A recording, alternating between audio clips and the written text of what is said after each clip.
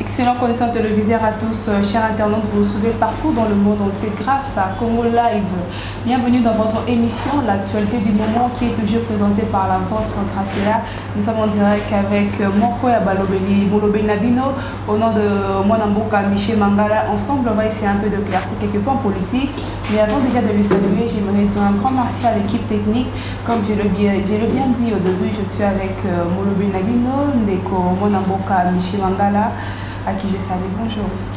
Bonjour et merci à vous encore une fois, Maman Graciela, de me donner cette opportunité d'échanger avec nos compatriotes qui sont partout dans le monde. Voilà, l'actualité politique oblige. Vous savez que depuis que nous avons levé l'option de combattre pour le Congo, on ne cesse jamais de parler du Congo, c'est ça l'intérêt primordial. Et deuxièmement, nous vous demandons à vous, journalistes, d'être partial et de donner des vraies informations au peuple, parce qu'il ne faut pas chercher à déformer les informations. Si je dis ça, parce que j'ai assisté à beaucoup des émissions, donc la provenance parfois des malentendus, des incompréhensions vient aux questions que vous posez qui ne cadrent pas avec la réalité, avec la vérité. Vous cherchez à dénaturer certaines informations. Je ne dis pas à vous, mais je dis c'est un constat que je suis en train de dire. Je ne dis pas que vous faites un très mauvais travail, je ne dis pas ça, mais je dis qu'il faut essayer d'améliorer, de donner les vraies informations, parce que les journalistes, vous allez pas penser ça. Tant que vous faites ça, information, vous allez réalité, vous allez dénaturer l'information, vous oubliez cette information. Donc, quelque part, vous allez contribuer aussi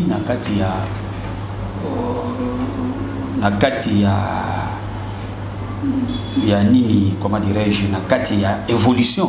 Il y a beaucoup bien que Mboka est en malam. Vous jouez les jeux d'État moyenne pour que Mboka continue toujours encore. Alors nous demandons, nous interpellons les journalistes de poser des vraies questions de la société où ils ont cadré la vie de la société. Merci Mwanamboka Michel Mangala, Congo Live. Tu peux savoir toujours des informations sur ce que nous avons ensemble, nous avons éclaircir partout. Nous faisons l'émission avec le docteur Masolo, il y a MLC. Bonne évolution, il y a MLC, il y a parti cher, il y a Jean-Pierre Bemba. Oui, vous savez que Jean-Pierre Bemba a un grand esprit. Parce que Moutoua grand esprit, Babiloko Mike qui parle motéen, lui voit la nation congolaise. Pour Batebele Balinga, Jean-Pierre Bemba, moi les Kamouké, Jean-Pierre Bemba, moi les Kamouké, Jean-Pierre, non. Jean-Pierre Bemba, né dans le Baza, c'est un grand esprit, c'est l'espoir du Congo. Moi, Congo, le papier, c'est espoir, parce que Bazo, c'est la ébélé. Et pas naïe pour que Mboka ait changé. Et c'est Ngeli qui est capitalisé. A capitalisé que les Congolais, vraiment, n'a besoin d'ailleurs. Et lui-même, c'est un grand acteur politique, un leader politique. Il est moko yebindenga zotambusa MLC pe Mboka. Mais le que ça montre que le peuple congolais va espoir rebelle et pas naïe. Donc, à ce qui concerne le MLC, ça très bien. Le MLC, ça évolue très bien. Le MLC, ils ont autant pour la maladie, mais peut-être sur le plan des activités. Nicolo, Monique, Mwanamboka, Guérengo, ils ont autant pour la base, autant pour la fédération, au solo, le peuple congolais. Voilà, le MLC se porte très bien.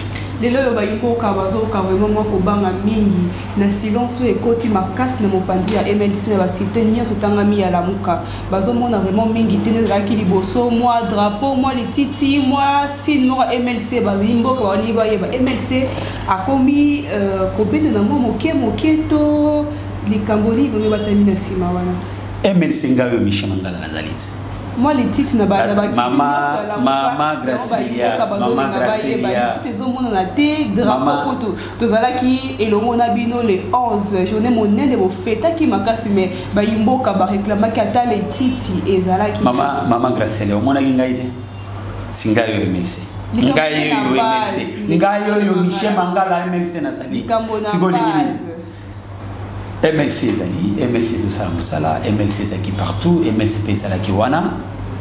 Et Batwalinga Kaba Mona Badrapo. Tout le monde qui parti à Monaco Mozito, tout le monde qui parti à Esside Baiki Mokas, mais MLC Baimbo Kabalou, qui va moni bien papa Michel Mangala, Tolibata Lititi. Ata Lititi à MLC Yete. Maman, na voyez ça elo moko. Na koloba boye.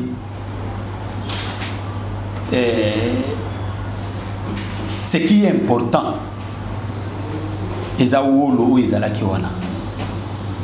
Hein? Wolo ou ezalaki. Diamant ou ezalaki wana.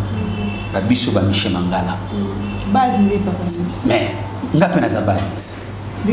Moi les titres ya. C'est la logique que ngai pena base. Donc c'est pour dire quoi tout simplement que présence na biso nde omona ki biso wana donc c'est-à-dire tozaki accompagner na bato sous sebele.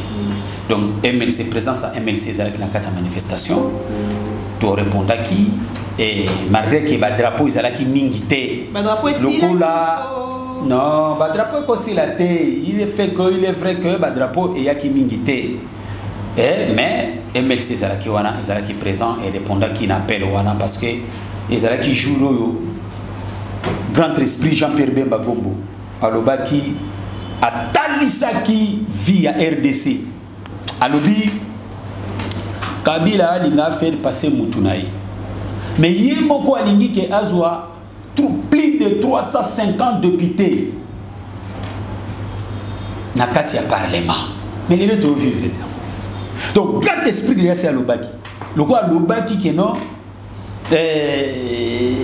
Kabila cherche à se pérenniser au pouvoir. Yango to vivre yango. Les autres vivre yango. Yango to bakozonga maboko pamba eza musicien mon taimba ngo bakozonga maboko pamba ololo donc bakanisi ke bana pouvoir mais zo bande bana pouvoir te musicien mususu alobaki nini ayimbaki susu nini alobaki ayimbaki c'est bango susu nini o petit na biso leki na biso azoyimba mikolo ayimba bien boya azosala musique kitoko Fabrigas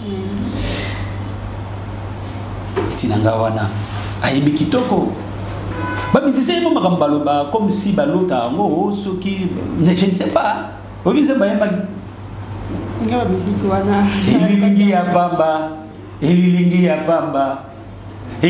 ya pamba pardon bibisa goyemba on peut te inviter maman donc c'est pour dire quoi bref c'est pour dire quoi madame c'est pour dire que Kabila est là. Kabila est là, que le peuple congolais cesse à se distraire, de croire qu'ils ont le pouvoir. Ils n'ont pas le pouvoir. Ils n'ont pas le pouvoir, madame. Tala, au moment où le combat na bango mikolo, ils ont distraction pour bâtir moi fois FCC tel si moi flash mouké, ta, iningi simboka. Mais c'est pour dire quoi? Félix Tshisekedi accompagne Kabila. Donc l'IDPS accompagne Kabila. Vous allez en 2006 et au salaire qui toque ni toque de boy. 2022-2023. Bon moi on est Kabila au Binisamanza. Et à ce moment-là, l'IDPS vont comprendre, finir de comprendre que ils ont fait l'œuvre et accompagnement. Mais quand on dit à FCC, Lobaki, vraiment mingi na Oetali par rapport à chef de l'État, mingi sous bazonga qui pour na komeka un peu pour changer la parole, na komeka un peu pour recadrer ba propos na bango. Il y a chef de l'État, mingi Oetambla qui tire les réseaux sociaux, mon pas dit mon boutou mouté qui entre cash.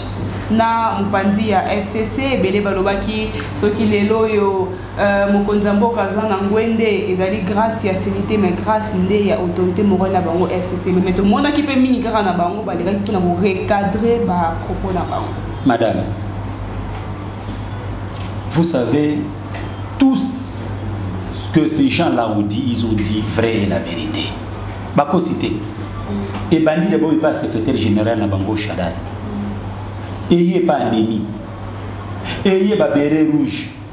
Donc, jusqu'à Dounuya, à Outukoloba, ils ont dit ça clairement.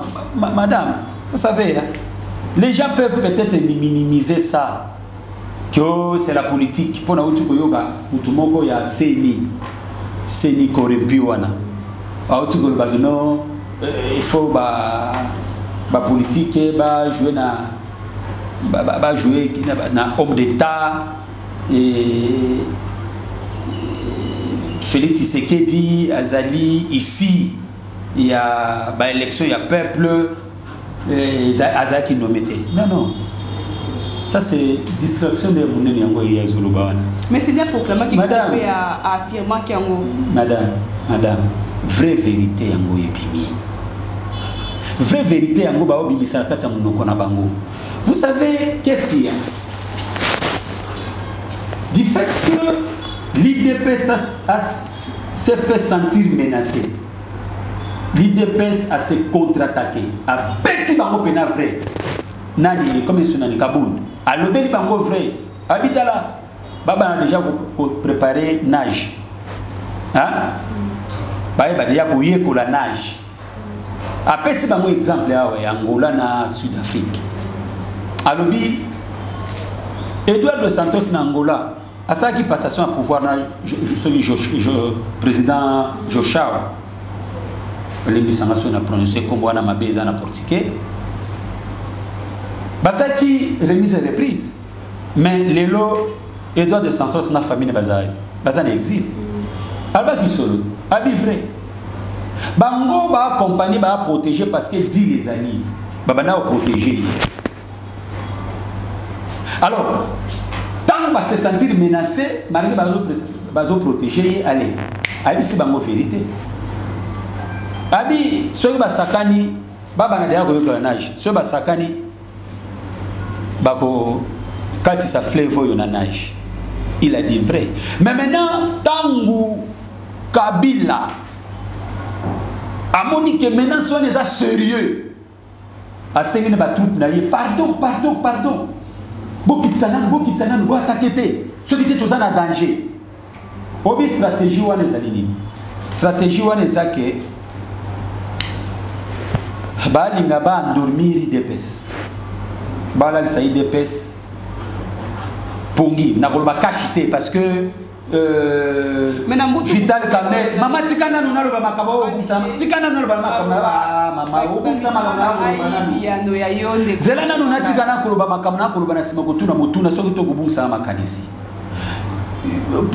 nani comment dirais-je mon bungisa na susu makanisi Vital Kamerhe kutu batanga yete kutazaki na kashite parce que hier azali mama a ko sala G yo muni a ko lubaka le monter parce que il y a des caméléons c'est l'opportunité tant de se présenter pas sauter l'opportunité on est à caméléon de Azalaka donc cache zaka IDPS ngana bien que cache zaka IDPS il y a cela gana beta un double G côté Kabila Azali côté à Félix Azali azo j'ai opportunité tant à sauter donc bandeko ya IDPS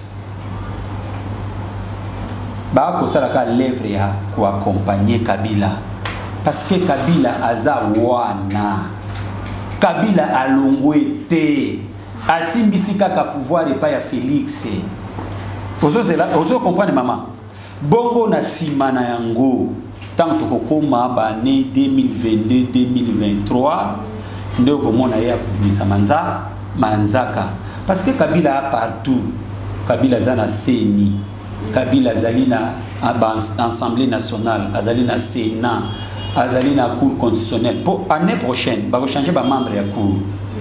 Le coup la majorité dans le Parlement. na Sénat kuna. Vous comprenez? Yende suko akotia kaka ba même membre na ye ya cour kuna ba o ba kozwa décision favorable pour na ye.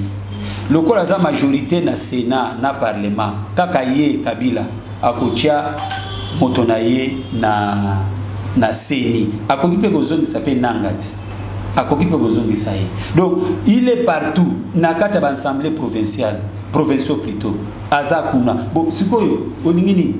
Donc IDPS na ndeko Chilombo ba accompagner na bango kaka Kabila yango to biso to sa ba peuple congolais to yebi Kabila ndenga gérer mboka oyo pendant 18 ans. Qu'est-ce qu'il a donné? Bataille service au chantier, bataille service au makambo belé. Qu'est-ce qui est des 5 chantiers aujourd'hui? Sauf que nous voyons que des riches, donc ils ont gagné du solo d'une manière obscure. Auto yebite ndeng ba koma ba tonga ba immeuble nde ba za ko rouler carrosse. Donc j'attire l'intention il y a des Congolais que on peut accepter tant d'autres, mais pas le système Kabila, pas Kabila, pas moi Sinaïe, parce que à occupé pour moi Sinaïe na 2023 entre guillemets. Vous avez compris? Donc peuple congolais fungola biso système Kabila a échoué lamentablement. Tout le monde soit accepté Kabila na système na yeba zonga na pouvoir té et makambo est allé l'élection où tu le cas peuple baza wapi ba juriste baza wapi pour que ba tellement ba mettre Dunia ba tias FCC pas Dunia seulement parce que ceux batie ba rotia et Dunia et Chadari ennemi batia ba devant l'instance et la justice parce qu'ils ont avoué clairement que ba élection wana ce qui Félix Azali wana ils allaient pour la sénité ils allaient pour Kabila nde mutache yo wana. Et puis une façon à routière moi pilipili était moi mbutu entre FCC na cacheté. Maman pilipili ndenge nini? Pilipili yango ko uta kaka na ba dirigeant na bango wana nyoso wana nde wa ozoli o benga ngo pilipili. Vous savez il y a des produits de vérité na sima ya kanda. Na sima ya kanda to lo vérité. Oui makambo yo Kabunda lobi.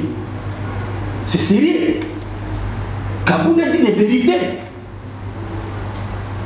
Vous comprenez, madame? Ce n'est pas de la blague. Il y a ma sécurité, ça dit une vérité, ça dit solo. Mais, ce qui est là qui dit quand on a mal que mon kebab, mais il y a tout le monde à Bango. Il y a tout le monde à Bango à Télémi. Ce qui est qui m'attend, il y a opposition, mais il y a tout le monde à Bango à Télémi. Mais pour les alliés Makambo, il y a continuité. Makambo, il y a deal Nabango. Personne ne se lève pour dire. Il s'était. Il s'était. Mais Bajiri Sobabima qui a pour Makambo, il y a Lisanga Bonganga. Oh, Lisanga Bonganga doit dire. Il était membre du gouvernement, Abimi, Alobi, qu'il y a 3 présidents de la République. C'est ceux qui sont et nous avons dit ça à son temps. Il y a 3 présidents de la République dans ce pays. Qu'on le veuille ou pas, c'est ça la vérité. Il y a 3 présidents de la République. Il y a M. Chilombo qui a une étiquette. Il y a Kabila qui a l'effectivité du pouvoir. N'est-ce pas? Il est là. Ils sont là en train de travailler. Et il y a le vrai président élu par le peuple congolais. Martin Fayulu Madidi. Oyo a joué na sagesse à Salomon. Bako wele la kamwa.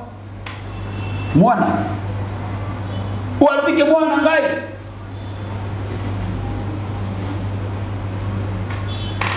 Martin Fayulu savoir.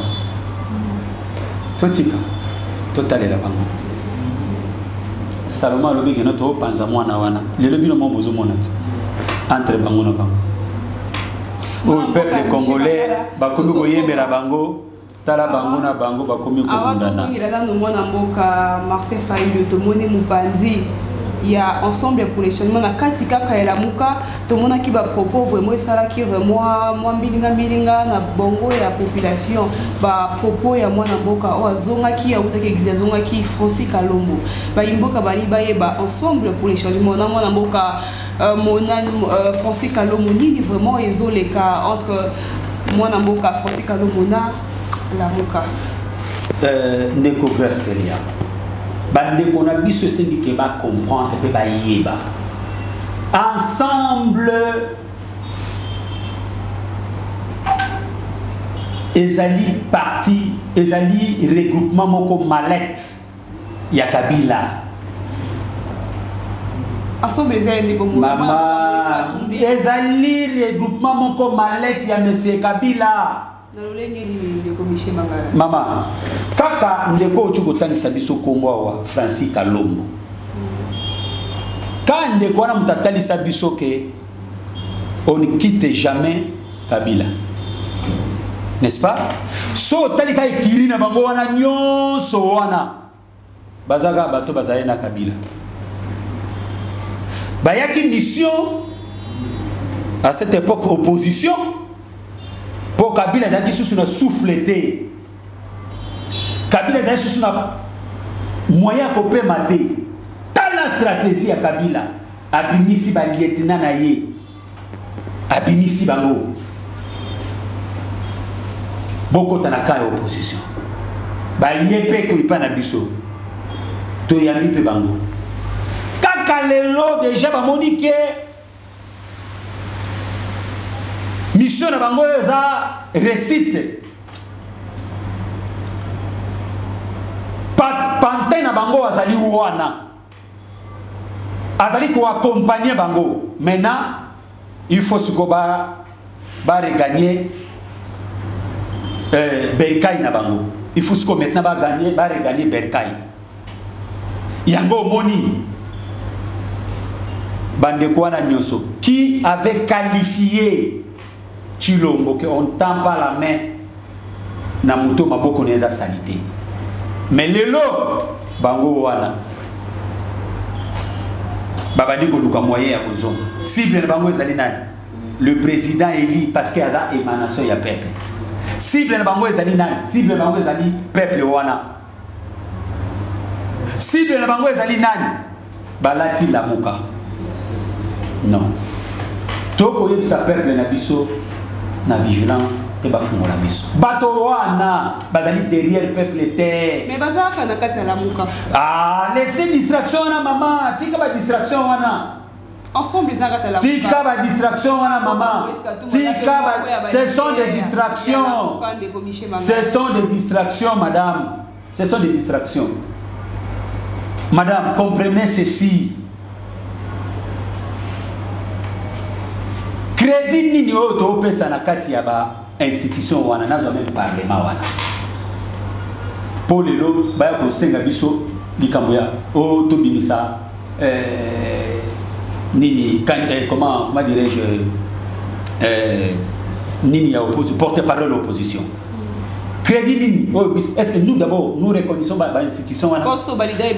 Madame s'il vous plaît tikana lo na bisana ba congolais makambo. Tikana lo bisana makambo ya bisana ba congolais makambo. Yango na akoloba te madame. Crédit nini o biso tuzo pesa na ba institution wana. To pesa on crédit mongo te. Ah madame. Kaka bango tango bazalaki epai ya Kabila. En 2006, Jean-Pierre Bemba Bima, porte-parole de l'opposition. kaka bato wana balutundula bato wana nyonso wana ba oyo ba kosala je tamwini kolia na sima ya peuple ka bango bakatelemaki poste porte-parole de l'opposition en 2006 pour que Jean-Pierre Bemba Congo jusqu'à ce que État Mouili baya kosala baya kokosela mwana mboka Jean-Pierre Bemba makambo ya Centrafrique ti akendaki na CPI na 2011 Papa Etienne Tshisekedi avait dit clairement que ce n'est pas Kabila qui a remporté les élections. Le peuple avait élu Papa Etienne Tshisekedi. Il a dit que moi je ne ferai pas l'opposition parce que je ne suis pas dans l'opposition. N'est-ce pas? Je suis à la tête de l'impérium. Il avait même demandé à ses hommes, aux députés de l'UDPS, de ne pas siéger au sein du Parlement. Voilà. Vous avez compris? Vital Kamerhe, les jongleurs, il y a dit ma porte-parole de l'opposition. Kaka batuwana oyo tangelangawa oyo ensemble wana. Kaka bangonde batu babloka ki makamba porte-parole de l'opposition. Le loyo komba yaki kosala je ya État Moïni bakomi kowela que toi sois porte-parole de l'opposition.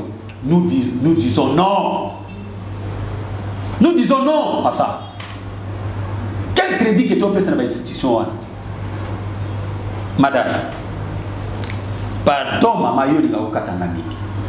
Tika ngani na solo na ba Congolais ba ko landa ngai. Na lo ba olu ngai hako. Madame, constitution na biso na exposé de motifs. Et le Bible, depuis le 30 juin 1960,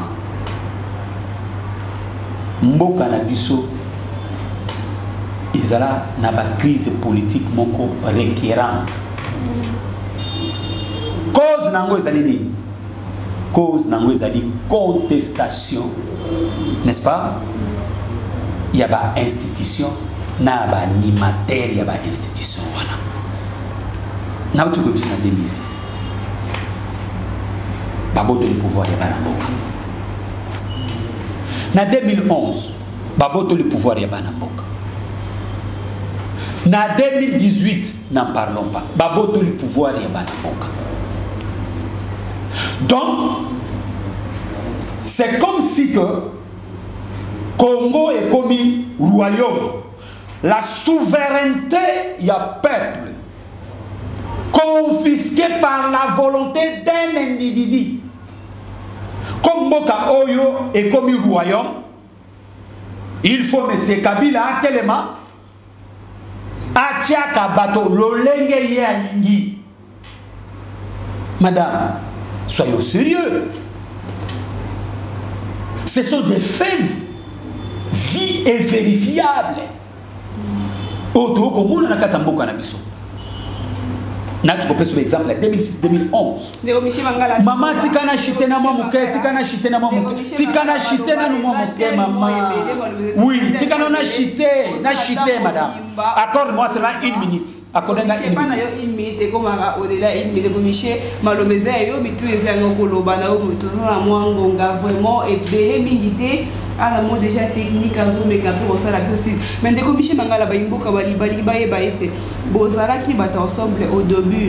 Bon, lutter ensemble, les lots oyo, maloba mpanti na bine komi ko changer envers ya bato ensemble. Mais ko landa bato ensemble bazo ba bazo na kati ya lamuka, mais bon bazo démérer na opposition républicaine. Bazo bazo na kati ya lamuka, est-ce que bazo sala makambo ya lamuka ya volonté ya peuple? Ou bazo sala makambo ya volonté ya mabomu na bango, ya ba mettre ou ba tindi bango pour ba ko embrayer peuple congolais et que Congo etika na souffrance, madame. Soyons sérieux quand même. Sont sérieux. Soki bango bazaki na lamuka. N'est-ce pas? Pourquoi bazo ça la volonté à peuple était? Bah il faut pas ça la volonté à peuple congolais. N'est-ce pas? Na koye biso makambo ya parlement wana parce que il s'accroche na kata parlement. Parlement biso to pesa ngo crédité. To pesa ngo crédit mon côté. Félix, c'est un président proclamé. Afin de la makasi, na volonté ya Kabila. Afin de Tokoki kotiki na bango bongo te. Comme il bofan de la makasi. Bozali nommé. Binope. Boke ne peut qu'à wana. Mais toutefois, il faut peuple azonga la pouvoir naïe. Peuple na biso et c'est qui oyo bazoboto naïe. Na koye bisayo madame. Pour ani tisikoyo boyebi ete bango karande yo moko lobi ba utaki na mopandi ya Kabila bazo ya ko ambrier la muka. Mais pour ani tisiko bozo démérer na bango bozo lutter na bango bozo ko bakaka na bango. Maman. Na koye biso moko. Oyebi lelo kolongwa na camp peuple bango bazomi ozomi boma yo moko donc lokola bango balongwa na camp peuple bango ba mi bomi mais bazo de madame mais peuple na yebi bango vous croyez que peuple notre peuple na biso a dip peuple na biso a dip peuple azo yeba pa au monde hein hier Francis Kalombo wana hein na batuna bango wana babima mongo mususu babanda tana aéroport wana hein baya makolo ndenge Jean-Pierre Bemba ya ndenge le président Elia ya baya makolo ti les même la triomphale tout à la bango so ba beta mabanga te kala mini tebe mwana mboka Moïse Katumbi en kati ya Kinshasa omoni mwana mboka Moïse Katumbi to vous comprendre parce que azana parti te batoyo azana bango baza ba opportuniste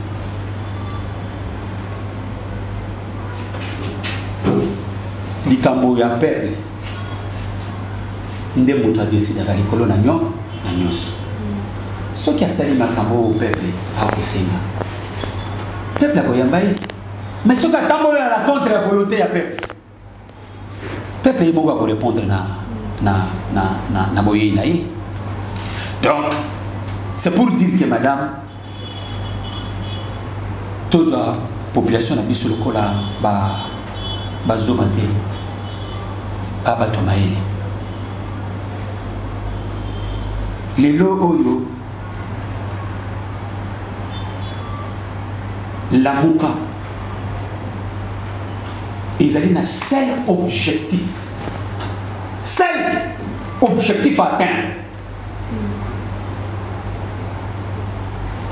la souveraineté à peuple et c'est qui est la peuple. Souveraineté oyo est confisquée par la volonté d'un ayatollah. Bataille sa biso lelo. Ceux qui sont dans le royaume. Ceux qui sont dans le royaume et que Kabila zali roi ya République démocratique du Congo, bataille sa biso. Yango yo moni Mama Gracelia. Le seul combat y a la mouka. Le peuple congolais et celui qui va retrouver, va récupérer souveraineté na bango. Oh yo, ils allaient bloquer par un seul individu. Le même individu a nommé bateau na sommet de l'État. Le même individu a nommé ba député.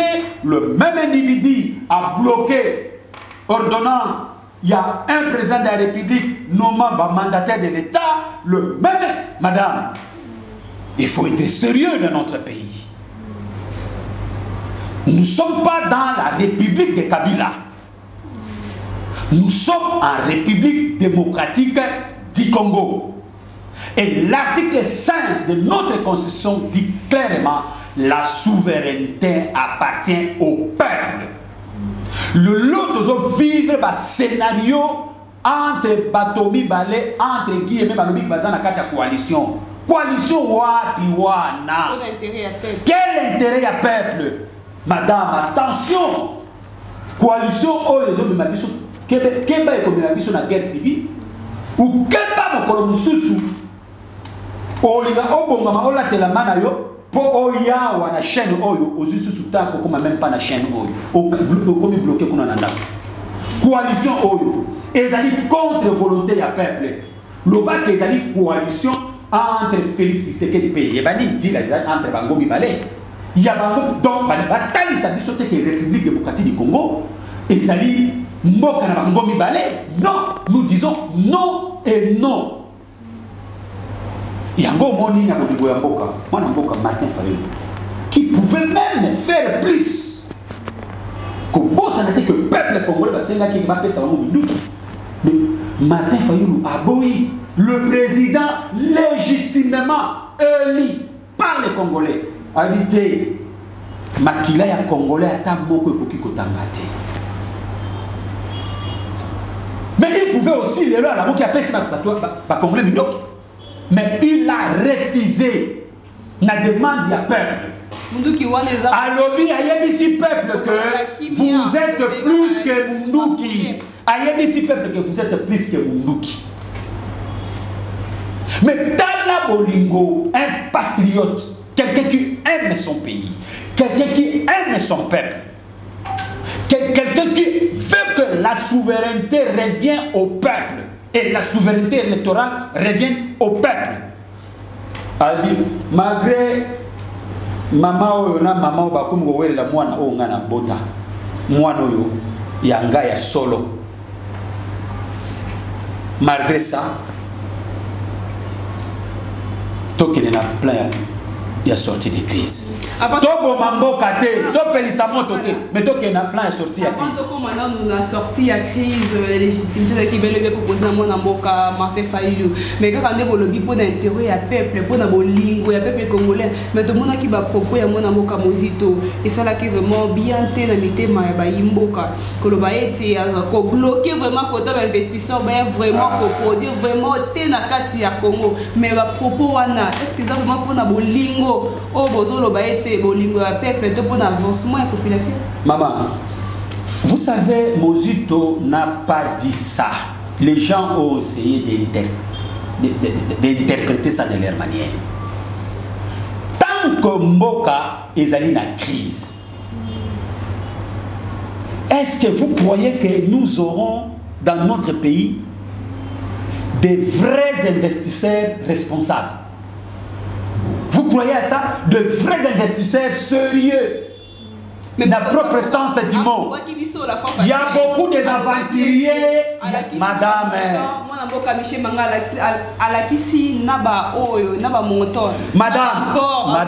Madame, il y a beaucoup d'aventuriers. S'il vous plaît. Il y a beaucoup d'aventuriers, madame, des investisseurs ici dans notre pays.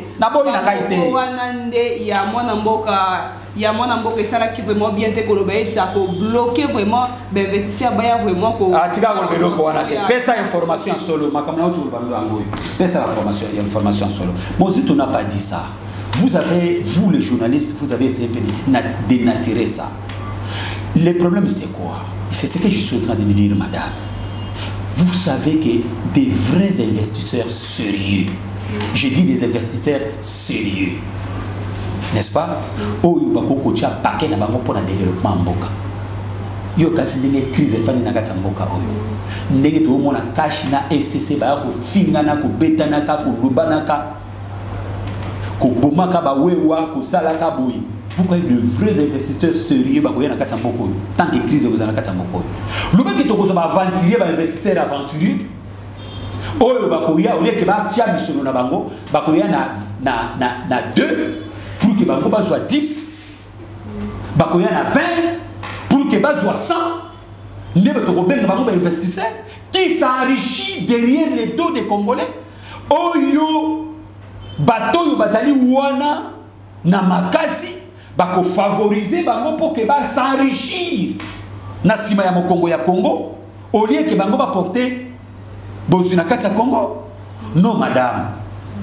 Mozito a dit qu'il y a crise dans notre pays. Du fait qu'il y a crise, il n'y aura pas de vrais investisseurs, des investisseurs sérieux. On va porter quelque chose pour que le Congo ait avancé. Donc, Félix Antoine Tshilombo Bazosala allusion à l'objet que Abimisi 50 millions. Expliquez, Nabazamoka. Abimisi 50 millions. Pays est gagné 1 milliard. 1 milliard en Gozu, Bomoni en Wapi. Et ça dit promesse aux banques mondiales à Pesaki. Mais ce n'est pas encore réalisable. Pour être réalisable, il faut que, bas à la mesure, il y a Kosala, Kobongisa, les 14 conditions. Est-ce qu'il sera, il y a remédier, il y a Kobongisa, conditions. C'est une façon de dire que, tala, négocier le monopole, ça n'a pas eu 1 milliard en athée. N'a pas ça n'a pas eu. Parce que, pour que 1 milliard en athée, bah condition, 14 conditions, il faut que les alananou, et c'est difficile pour que 14 conditions aient bon. Madame, il faut le savoir encore une chose. Que nous sommes dans une république. Nous ne sommes pas dans un royaume. Nous sommes dans une république. Une république a des normes, a sa façon de gérer, sa manière qu'on doit gérer la res publica. Et ça dit que les lots là, la mouka, vous avez une décision de Néolingi. Les lots, oh, na kati ya mboka. Madame, ndenge makambo yoko tambola.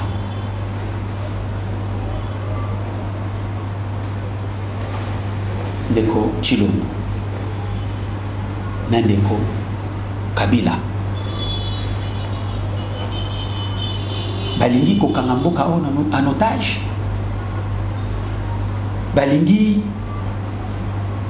ko empêcher peuple congolais à réjouir na badroit na ye. Madame, nakozulu kaka exemple moko. Il y a des conditions Mike Mukebai. Mike Mukebai a dit que la vérité. Lelo basali nini bakandi Mike Mukebai kaza kuna na boloko na makana. Mais tala makambo oyo eza ko se passer na kati ya mboka na biso. Ministre intérieur et gouvernement provincial. Comment il s'appelle encore? Doli Makam. Ils ont tué les gens. Babomi, moto à Koufi. Mais justice, moko ya complaisance. Tout comme on a, ils ont banda ko salemaka. Il est en liberté. Il est en liberté. Il y a kutambolaka. Mais procès de la dame. Maman, tikangana ndeko maman na loba pardon.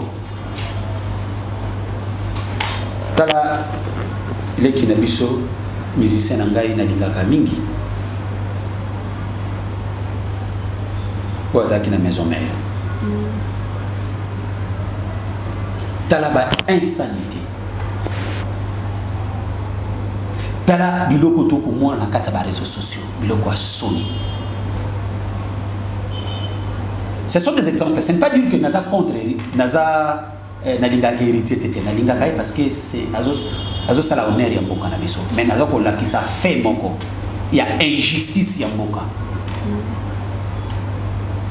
Oyo est déshonoré, voire même ba musicien mboka. Parce que bon ça n'a pas musicien bazo sala honneur ya mboka na biso. Bazali ba ambassadeur ya mboka na biso. Mais Lelo, Babi a la liberté provisoire. Mais Mike Mukebai, Oyo a dénoncé qu'il est mal. Balobi que, a fini, bakangi kuna parce que abelaki Mwananteba man. Bakangi Mike Mukebai pour que abelaki Mwananteba man. Madame, s'il vous plaît, madame, madame, Kokata Kangai Boete. Quelle plainte? Il y a une information, madame. Madame, quelle plainte?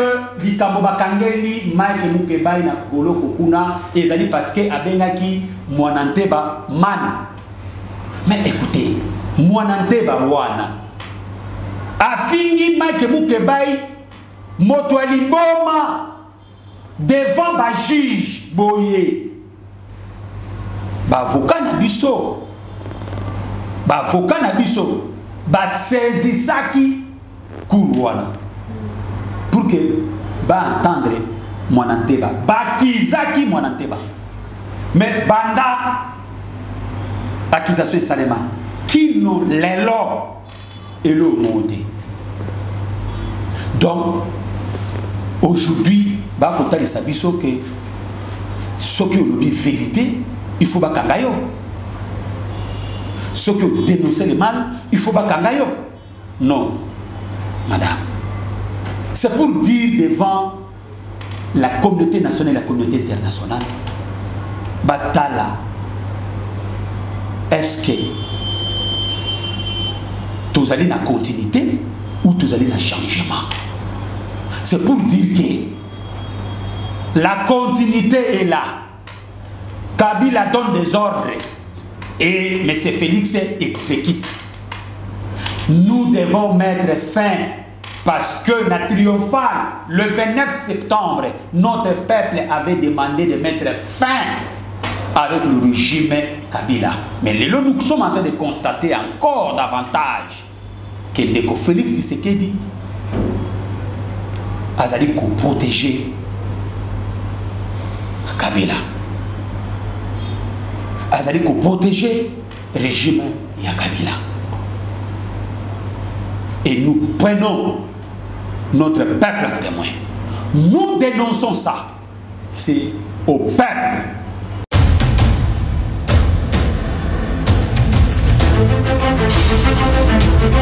Audio